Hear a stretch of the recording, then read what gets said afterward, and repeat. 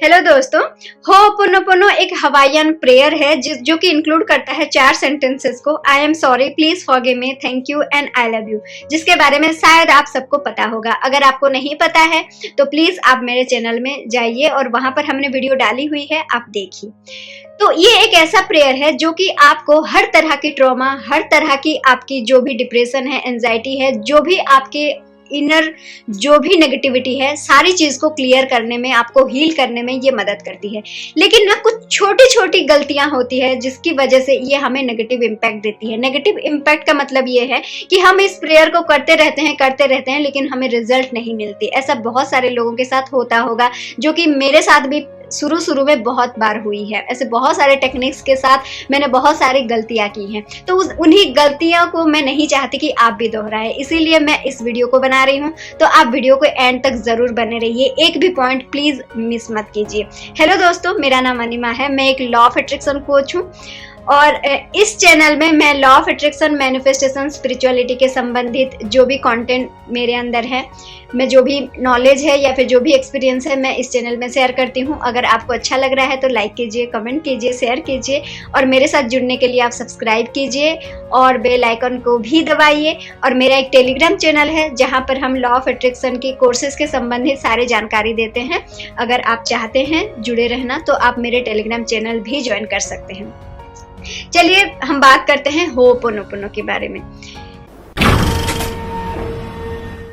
तो देखिए, ये एक प्रेयर है। सबसे पहले ये ध्यान दीजिए कि ये एक प्रेयर है। आप कोई भी रिलीजियन से बिलोंग करते हैं, जब आप प्रेयर कर रहे हैं ना, उस टाइम पर आपको पूरी तरह से सरेंडर करने की जरूरत होती है। तो सबसे पहले गलती हम क्या करते हैं पता है? हम अपनी ईगो को साइड में नहीं रखते। देखिए, ये एक हीलिंग प्रेयर है जहां पर हम बोल रहे हैं कि I am sorry, please forgive me. तो आई एम सॉरी बोलना ये हम बहुत इजीली बोल दे रहे हैं, लेकिन जब हम ये प्रेयर शुरू करते हैं, जब हम एक लोअर फ्रीक्वेंसी में वाइब्रेट कर रहे होते हैं, तो हमें सॉरी बोलने के लिए बिल्कुल अच्छा नहीं लगता है। हमें लगता है कि उन्होंने गलती की है, उनको सॉरी बोलना चाहिए, हम क्यों सॉरी बोले, हमने गलती की है तो भी क्या हुआ, हम क्यों सॉरी बोले। इस तरह का बहुत सारे ख्याल हमारे मन में आती है। हम सोचते तो हैं कि नहीं यार, बोल देते हैं, लेकिन फिर भी हमारे अंदर जो ईगो है, जो नेगेटिव सेल्फ ऑलरेडी पहले से हमारे अंदर है, वो हमें वो सॉरी को बोलने नहीं देता है। तो देखिए दोस्तों, सबसे पहली गलती हम लोग ये करते हैं कि हम अपनी ईगो को नहीं हटाते हैं। हम अंतर मन से अपने आप को माफी नहीं मांगते हैं या अपने आप को माफ नहीं करते हैं। जब तक आप अपने आप को माफ नहीं करेंगे, जब तक आप उस जगह से, उस सिचुएशन से, उस पर्सन से जब आप माफी मांग के डिटैच नहीं होंगे, कोई भी प्रेयर आपके लिए काम नहीं करेगी दोस्तों। सॉरी, मुझे बोलते हुए अच्छा नहीं महसूस हो रहा है, लेकिन ये स्टेप बहुत ज्यादा जरूरी है कि सबसे पहले आप अपनी ईगो को साइड कीजिए। अपनी ईगो को साइड में रख के आप ये एक्सेप्ट कीजिए कि जो भी हमारी जिंदगी में हो रही है उसकी रिस्पॉन्सिबल सिर्फ और सिर्फ हम हैं, सिर्फ और सिर्फ हमारी थॉट है। जो भी क्रिएट हुई है हमारे आउटर वर्ल्ड में, वो सिर्फ और सिर्फ हमारे ही थॉट की वजह से हुई है। हमने ही उसी थॉट को एनर्जी दी है, बार बार सोच के। जब आप बार बार सोचते हैं एक चीज को ना, वो थॉट ना आपकी फीलिंग्स बन जाती है, इमोशन बन जाती है। इमोशन यानी कि एनर्जी इन मोशन, आपका एनर्जी वहां पर लग जाती है। जब आपकी एनर्जी वहां पर लग जाती है ना, तो वो फिर आपके दिमाग में, आपके जहन में बिलीव बन के बैठ जाता है। तो सबसे पहले, और जो भी बिलीव आपके अंदर होती है ना, वही रिफ्लेक्ट करती है आपके आउटर वर्ल्ड में। तो सबसे पहले ना इस बात को आपको एक्सेप्ट करना पड़ेगा। इस बात को आप बिना एक्सेप्ट किए, अपनी रिस्पॉन्सिबिलिटी बिना लिए आप कुछ भी नहीं कर सकते। और दोस्तों, जब आप ना अपनी गलतियों के लिए खुद को रिस्पॉन्सिबल मानते हैं, इससे सबसे बढ़िया, सबसे बड़ा फायदा किसको होता है पता है? हमको खुद को। क्योंकि जब तक हमें लगता है कि हम उनके वजह से नहीं जा रहे हैं या फिर इस चीज की वजह से हम रुके हुए हैं, तो हम अपने जो ग्रोथ की कंट्रोल ना उस चीज या फिर उस पर्सन, उस सिचुएशन को दिए रहते हैं। लेकिन जिस दिन से हम ये रिस्पॉन्सिबिलिटी ले लेते हैं कि नहीं, जो भी हो रहा है हमारी वजह से हो रहा है, तो चीजों की कंट्रोल ना हमारे हाथ में आने लगती है। जब आपके कंट्रोल आपके हाथ में आ जाती है ना, तो वो होता है सबसे पहला स्टेप आपकी ग्रोथ की ओर।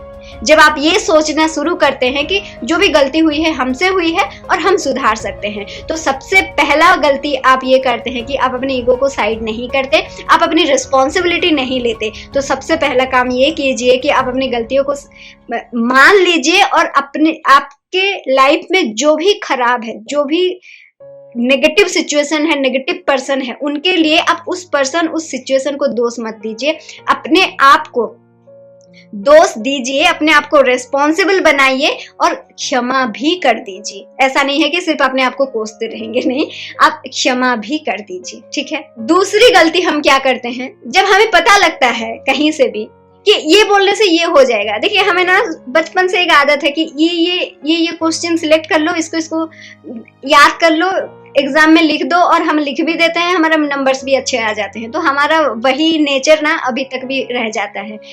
हमें बोला जाता है कि ये प्रेयर को आप बोलते जाओ, ये हो जाएगा, बोलते जाओ, ये हो जाएगा। ठीक है, बोलते जाने से भी ना कभी आपका इमोशन जरूर आएगा, लेकिन उसमें लेट लगता है, आप फ्रस्ट्रेटेड हो सकते हैं। उस टाइम पीरियड तक आपको वेट करना पसंद नहीं है। वेट करना किसको पसंद है, या किसी को नहीं है ना। तो जब आप ये वर्ड्स बोल रहे हैं, आई एम सॉरी, तो क्या सच में आप वो सॉरी को फील कर रहे हैं? प्लीज फॉरगिव मी जब बोल रहे हैं, क्या सच में आप वो क्षमा को फील कर रहे हैं? थैंक यू जब बोल रहे हैं, क्या सच में आप इन वर्ड्स को आप धन्यवाद बोल रहे हैं? आई लव यू जब बोल रहे हैं, क्या सच में आपके दिल प्यार से भर जा रहा है? आप खुद के लिए, किसी और के लिए नहीं बोल रहे हैं। हम सारी की सारी चीजें हम खुद के लिए बोल रहे हैं। तो क्या अपने आप को सही में माफ कर देते हैं इजीली? नहीं करते दोस्तों। तो देखिए, जब भी आपको रिजल्ट मिलने में थोड़ा सा देरी हो ना, तो आप थोड़ा सा चेक कीजिए कि आप कैसा महसूस कर रहे हैं। जब आप ये इन वर्ड्स को बोल रहे हैं, क्या सही में आप फील कर रहे हैं इसको? अगर नहीं कर रहे हैं तो फील करने की कोशिश कीजिए, सिंपल सी बात है। तीसरी गलती हम ये करते हैं कि हम बहुत डेस्परेट हैं। हर चीज हमें ना फटाफट चाहिए। 2 मिनट की मैगी चाहिए, है ना, 2 सेकंड में हमें पार्टनर चाहिए, 5 सेकंड में हमें प्यार चाहिए।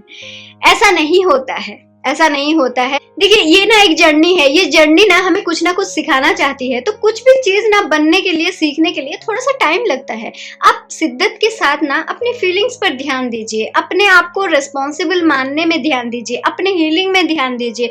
अब रिजल्ट में क्यों इतना ज्यादा हमें डिस्परेट होना है? देखिए, रिजल्ट देने का काम ना हमारा नहीं है। आप कोई भी रिलीजन से हो, ना बाइबल में लिखा है, ना कुरान में लिखा है, ना हमारे गीता में लिखा है, कहीं पर भी नहीं लिखा है कि रिजल्ट हमारे अधीन है। रिजल्ट हमेशा किसी मतलब हमारे दिमाग के ऊपर होता है।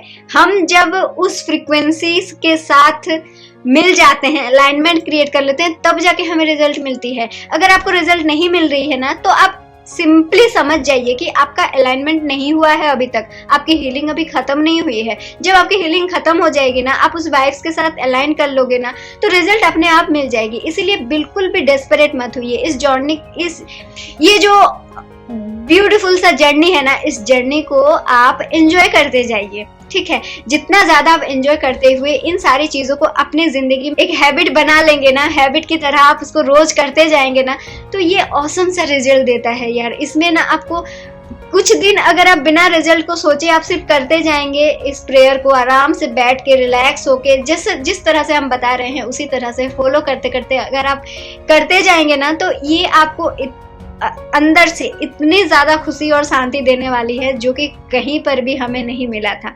ये प्रेयर बहुत ऑसम है दोस्तों, इसको आप जरूर कीजिए। और ये जो छोटे मोटे गलतियां हमने बोली ना, इन गलतियों को मत कीजिए। और अगर आपको रिजल्ट नहीं मिल रहा है तो बिल्कुल भी डेस्परेट मत होइए, डिप्रेस मत होइए, फ्रस्ट्रेटेड मत होइए। आप प्रोसेस के ऊपर ट्रस्ट कीजिए, यूनिवर्स के ऊपर ट्रस्ट कीजिए, अपने आप के ऊपर ट्रस्ट कीजिए, ठीक है। ट्रस्ट करना बहुत बड़ी बात होती है और आप चीजों को दोहराते जाइए। सिंपली समझ जाइए कि आपकी हीलिंग नहीं हुई है अभी तक, दैट्स इट।